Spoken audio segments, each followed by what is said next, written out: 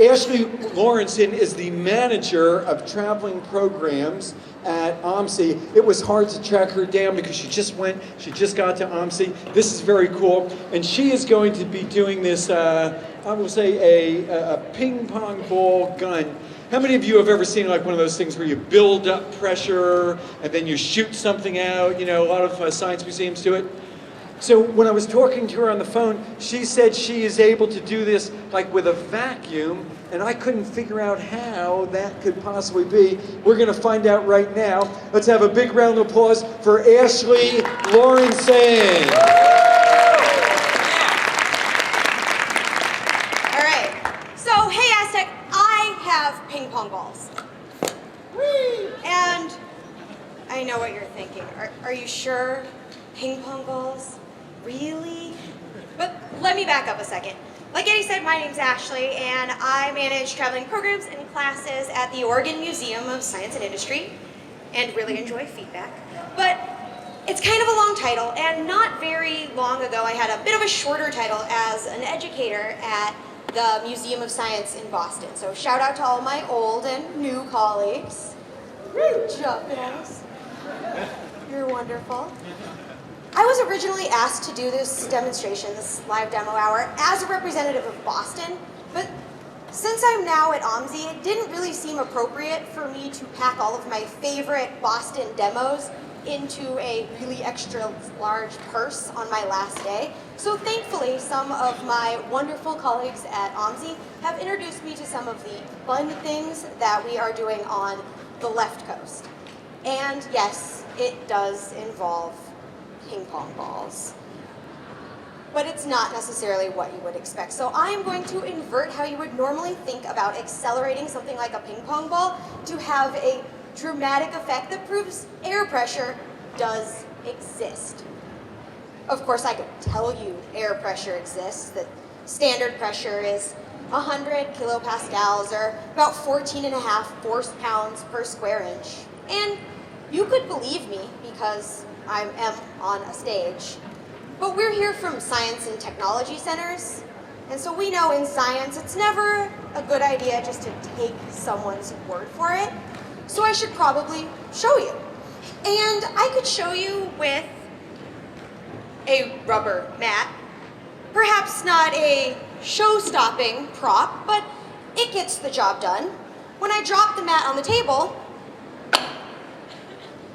it becomes incredibly difficult for me to lift this object that moments ago I could hold without any problem. And that's because when I was holding it, there was air all around it. But once I dropped it on the table, all of the air was pressed out from underneath. So now there's only air pushing down on the top of this mat. And it's pretty challenging for me to lift hundreds of pounds of mat and air.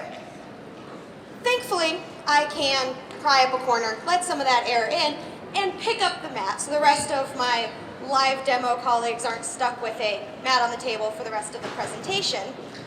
This mat proves my point that air is stuff, stuff has mass, that mass is pushing on other stuff, so air pressure exists. But it lacks a certain je ne sais quoi, which I'm told roughly translates to ping pong ball showstopper quality. And that's where a vacuum cannon, like the one I happen to have here with me, can come in pretty handy.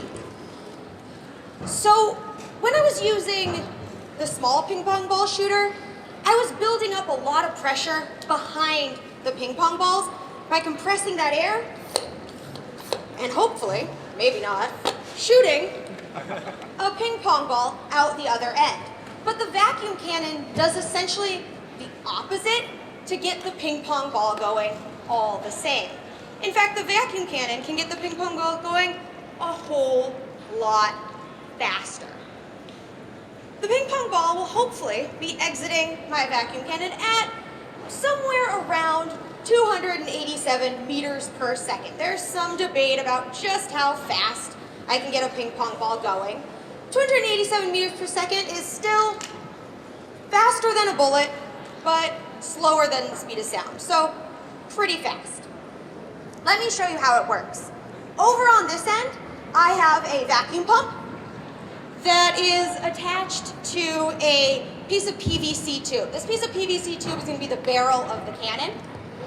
And then what I'm going to do is set it all up so it'll all be nice and stable. And put a ping pong ball into this end over here. And seal the end up with Mylar. So it's a really thin substance. That requires a lot of muscle to get on.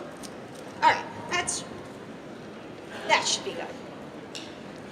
And then when I turn the vacuum pump on, it's going to suck all the air out of this tube because at the other end, it is also sealed with a piece of Mylar. And then after a near vacuum has been established, I'm going to uncork this end over by the vacuum pump, and the air from this room, the air we're breathing and we're living in all the time, is going to rush in to that vacuum and rush into the cannon, down the barrel, taking the ping pong ball with it, and hopefully the ping pong ball will then pop through the Mylar, emerge out the other end, and shoot through this soda can at the other side. So let's get the vacuum pump going, because it does take a few seconds to establish a vacuum. Hopefully. One moment. Now, of course, in science, we know that everything doesn't always work exactly the way we hope. It worked so well in my hotel room all these various times. Wonderful. Great, of course. So one moment while I try to reset this. Goodness. Shoot. So, I'm going to need another piece of Mylar. Now, it did not do any of those things. So well done. Great moment for me. Big triumph. I have Mylar under the table.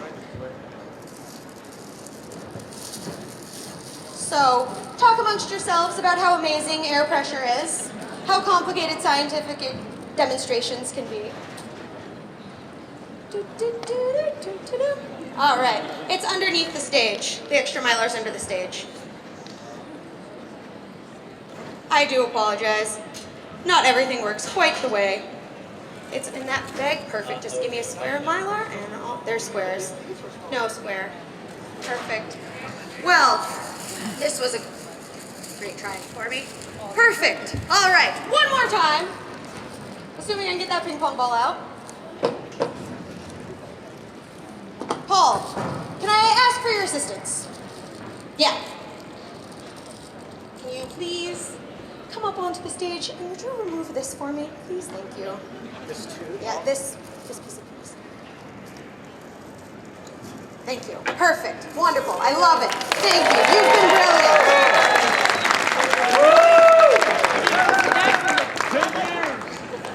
Yay! Oh my goodness. Where is it? Oh, perfect. Thank you so much. Oh my goodness. This was what I dreaded the most, was my live demo hour debut, where I totally watched the experiment. Thank you! Yeah, no one noticed, right?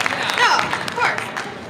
Like I said, no one could tell. This was part of the original plan. All right, ping pong ball in this end, just like I said. Perfect, excellent, wonderful. Beautiful, fantastic. Brilliant. Can I have my bag back, please? And then we're going to turn on the vacuum pump. And this time it's going to work brilliantly. Just genius. Perfect. Amazing. I'm going to put on some eye protection. Thank you kindly. No one noticed. All right. We're going to turn back on the vacuum pump. We are going to establish a vacuum. It's going to be amazing. Really great. We're going to let it run for a few seconds. While it's doing this, I could tell you all about air pressure. I could tell you about how force equals mass times acceleration, Newtonian physics, that a small object traveling at high speeds will exert a great force. We can talk about projectile science. But oh my gosh, I really hope that I have actually created a vacuum. And I'm going to uncork this end and hopefully, fingers crossed, everyone with me, that can will break in a second. When this happens, it will be loud and it will be fast. So please look on the side with the can. Even if you don't see the ping pong emerge, just look on that side. Don't mind me over here. And on the count of 3, 1, 2, 3.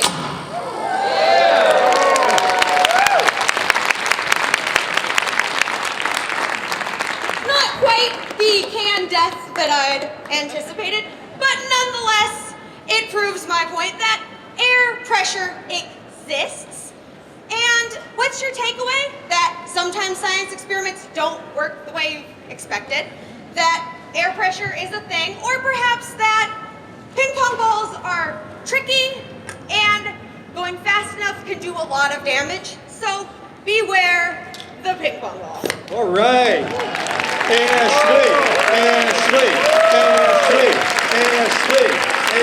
come on up here. All right, guys, let's get this going. That was awesome, Ashley. Very nice. Give her a round of applause.